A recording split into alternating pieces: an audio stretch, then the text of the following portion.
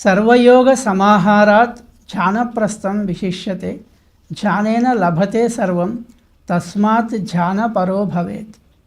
ధ్యానప్రస్థము ద్వారా మనం అభ్యాసాన్ని చేయడానికి ముందు కావలసిన యోగ మార్గంలో తెలుసుకోవలసిన కీలక అంశాలను మనం తెలుసుకోబోతున్నాం. ఇందులో ప్రధానమైంది కుండలిని. ఆ కుండలిని శక్తి ఎక్కడ ఉంటుంది, దాని ప్రభావం ఎలా ఉంటుందో మనం తెలుసుకుంటాం. ఇది మనకు నాభిస్థానం ఎక్కడో తెలుసు అందరికీ. నాభి అంటే బొడ్డు అని. ఈ నాభిస్థానంకు అడ్డంగా పైకి కిందికి ఉన్న స్థానాన్నే కుండలిని స్థానం అంటారు. బాగా గుర్తుపెట్టుకోవాలి. అంటే మన నాభిస్థానానికి జీవుడు అక్కడే ఉంటాడని చెప్పాం. ఈ కుండలిని కూడా నాభికి పైకి కిందికి అడ్డంగా, అంటే ఈ నాభి చుట్టే ఈ కుండలిని ఉంటుంది. మరి ఈ కుండలిని ఎలా ఉంటుంది అంటే అష్ట ప్రకృతి రూపిణి, 8 విధాలైన ప్రకృతి రూపంలో ఉంటుంది. ఈ 8 విధాల ప్రకృతి రూపిణి గుండ్రంగా చుట్టుకొని ఉంటుంది. 8 గుండ్రాలుగా ఒక్కొక్కటి అట్లా చుట్టుకొని ఉంటుంది అని చెప్పారు. అయితే మనకు గీతలో కూడా శ్రీకృష్ణ పరమాత్మ భిన్న ప్రకృతి రష్టద అని చెప్పాడు. అంటే తన యొక్క మూల ప్రకృతి 8 విధాలుగా ఉందని చెప్పారు. ఏమిటా 8 విధాలంటే పంచభూతాలు 5: భూమి, నీరు, అగ్ని, గాలి, ఆకాశము, ఇవి 5. ఆ తర్వాత మనస్సు, బుద్ధి, అహంకారం. ఈ మనస్సు, బుద్ధి, అహంకారము మూడింటితో కలిపితే పంచభూతాలు కలిసి 8 అయినాయి. ఈ 8 విధాల ప్రకృతి రూపంతో కలిసింది ఈ కుండలిని శక్తి అని చెప్పారు. అంటే ఇది ఎక్కడ ఉంది అంటే నాభికి మధ్యలో, నాభి చుట్టూగా ఈ 8 విధాల ప్రకృతి ఈ గుండ్రాలుగా చుట్టలుగా ఏర్పరచబడి ఉంది అని. అంటే ఇక్కడ ఒక్కటి మనం బాగా గుర్తుపెట్టుకోవాలి. అంటే ఇదంతా కూడా మన మహర్షులు తమ దివ్య దృష్టి చేత అంతరంగంలోకి వెళ్ళి దర్శించి చెప్పిన విషయాలు ఇవి. అంటే ఏదో ఊహించి కానీ లేదా ఊరికే గుర్తు కోసం కానీ చెప్పబడినవి కావు. అంటే వాళ్ళు ప్రత్యక్షంగా, వాళ్ళు ఆంతరంగికంగా దర్శించి చెప్పిన విషయాలనే వాళ్ళు ద్రష్టలైనారు. అవి ఉపనిషత్తులలో చెప్పబడ్డవి. ఉపనిషత్తుల కంటే మించిన ప్రమాణం మరొకటి లేదు. అలాంటి ఉపనిషత్తుల నుండి, యోగ శాస్త్రము నుండి చెప్పబడిన విషయాలే మనం ఇప్పుడు తెలుసుకుంటున్నాం. ఇక ఇంతకంటే మించిన ప్రమాణం మరొకటి లేదు.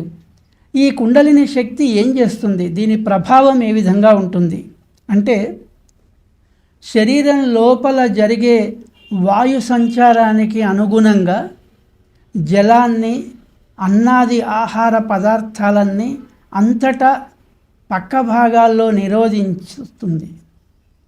ఒకటి గుర్తుపెట్టుకుందాం, మనము ఆకలి వేయగానే ఆహారం తీసుకుంటున్నాం, దాహం కాగానే జలం తీసుకుంటున్నాం. లోపలికి వెళ్ళిన తర్వాత ఏం జరుగుతోంది, ఏ విధంగా అది ప్రభావం చూపిస్తుంది అంటే కొన్ని ఇలాంటి శక్తులు, యోగశాస్త్రంలో తెలుపబడిన ఇలాంటి కుండలిని శక్తి అనేది అంటే వాయు సంచారం తోడవుతుంది. ఈ కుండలినికి వాయు సంచారం తోడవడం వల్ల మనం తీసుకున్న జలాన్ని కానీ, నీటిని కానీ, ఆహారాన్ని కానీ అంతటా పక్క భాగాలకు వెళ్ళేటట్టుగా నిరోధిస్తుంది. అంటే ఆపివేస్తుంది పక్క భాగాల్లోకి. అంతేకాక ఈ కుండలిని శక్తి ఇంకా ఏం చేస్తుందంటే తన ముఖంతో యోగ సమయంలో, ఇప్పుడు ఈ కుండలినికి యోగానికి ఏమిటి సంబంధం, ప్రతి యోగ శాస్త్రంలో కూడా ఈ కుండలిని గురించి చెప్తారు. కుండలిని యోగం అని ప్రత్యేకించి కూడా ఉంది. అయితే ఈ కుండలిని ఏం చేస్తుందంటే యోగ సమయంలో తన ముఖంతో బ్రహ్మరంధ్రంలోకి వెళ్ళి మన బ్రహ్మరంధ్రం ఎక్కడుంది అంటే తలపైన ఉంది, తల లోపల మధ్య భాగంలో ఊర్ధ్వ భాగంలో బ్రహ్మరంధ్రం ఉంది. అపానంతో అగ్నిలా ప్రకాశిస్తూ ఉంటుంది. ఇక్కడ ప్రాణవాయువు మనం గతంలో చెప్పుకున్నాం. హృదయం నుండి ప్రాణవాయువేమో పై భాగానికి సంచరిస్తుంది, అపాన వాయువేమో కింది భాగానికి సంచరిస్తుంది. ఈ కుండలిని శక్తి ఏం చేస్తుందంటే బ్రహ్మరంధ్రంలో ప్రవేశించి అపానంతో అగ్నిలా ప్రకాశిస్తూ ఉంటుంది. అంటే ఇది భావన కాకుండా శక్తి అనేది కుండలిని మరి నాభిస్థానంలో ఉంది, అష్టవిధ ప్రకృతిలో కలిసి ఉంది, అష్టవిధ ప్రకృతితో కూడి ఉంది, 8 విధాలుగా ఉండి అపానంతో అగ్నిలా ప్రకాశిస్తూ ఉంది. అంతేకాక దీని శక్తి హృదయాకాశంలో గొప్ప ప్రకాశవంతమైన జ్ఞానరూపంలా ఉంటుంది. అంటే కుండలిని శక్తి చాలా ప్రధానమైంది అని తెలుస్తుంది. ఏమిటి అంటే ఇది నాభిస్థానంలో ప్రధానంగా ఉంది. దీని యొక్క శక్తి, ఈ కుండలిని యొక్క శక్తి హృదయము బ్రహ్మరంధ్రం దాకా ప్రకాశవంతంగా ఉంటుంది. అంటే హృదయంలో ప్రకాశిస్తుంది, బ్రహ్మరంధ్రంలోనూ ప్రకాశిస్తుంది. ఎవరైతే సాధనలోకి వెళ్ళినప్పుడు తెలుస్తుంది. కుండలిని శక్తిని జాగ్రత్త పరచడం అంటారు. కుండలిని శక్తిని జాగ్రత్త పరిచితే హృదయం ద్వారా బ్రహ్మరంధ్రానికి చేరుకోవడం చాలా సులభం. ఇప్పుడు ఇది కేవలం అవగాహన కోసం మాత్రమే ఈ విషయాలను మనం ఇక్కడ తెలుసుకుంటున్నాం. దీన్ని గుర్తుపెట్టుకుంటే మనకు సాధనలో సులభంగా అది జరుగుతుంది. ఆ జరుగుతున్న సమయంలో మనకిది తెలియాలి కాబట్టి, అనుభవించాలి కాబట్టి విషయాన్ని మనం అవగాహన చేసుకుంటున్నాం. అయితే కుండలిని శక్తి యొక్క ప్రభావం ఈ విధంగా ప్రకాశ రూపంలో, అంటే అది వాయువుకి తోడవుతుంది, అగ్నిలాగా ప్రకాశిస్తుంది. అపాన ఎప్పుడైనా గుర్తుపెట్టుకోవాల్సింది ఏమిటంటే హృదయం, మన శరీరంలో అగ్ని వాయువు ద్వారానే, అంటే ప్రాణవాయువు అపానవాయువు యొక్క సంయోగం వల్లనే అగ్ని ప్రజ్వలిస్తుంది. అగ్ని ప్రజ్వలిస్తేనే మనం తిన్న ఆహారము లేదా జలము, మిగతా ద్రవ పదార్థాలన్నీ కూడా, ఘన పదార్థాలన్నీ కూడా సక్రమంగా పచనం జరుగుతాయి, లేకపోతే జరగదు. అందుకే ఇక్కడ వాయువు అగ్ని రెండూ బాగా పనిచేస్తుంటాయి.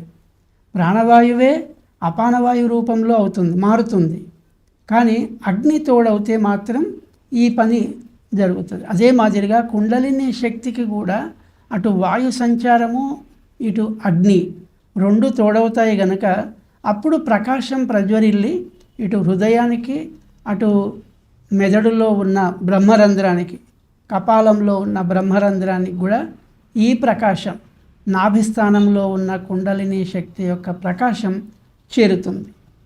అయితే ఇదంతా కూడా ప్రాథమిక దశలో. సాధన, యోగ సాధన మొదలు పెట్టితే కానీ అప్పుడు అగ్ని ప్రజ్వలిల్లదు.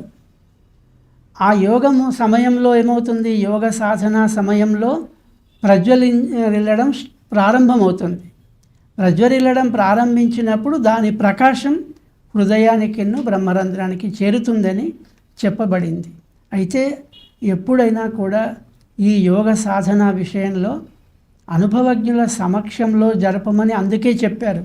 ఎందుకోసం అంటే సందేహాలు ఏవైనా వచ్చినా, లేకపోతే సాధన సక్రమంగా జరగకపోయినా అప్పుడు ఈ అనుభవజ్ఞులు ఏం చేస్తారంటే తగు సూచనలు, జాగ్రత్తలు చెబుతారు. లేకపోతే అగమ్యగోచరంగా మారి లేదా ఇంకేదైనా అనివార్య ఇబ్బందులు కలిగే అవకాశం ఉంటుంది. కనుక జాగ్రత్త తీసుకోవాల్సి ఉంటుంది. మనం అభ్యాస సమయంలో అనుభవజ్ఞుల సమక్షంలో ఈ సాధనను మనం ప్రారంభిద్దాం. ఆశ్రిత జనాః ఆనందినో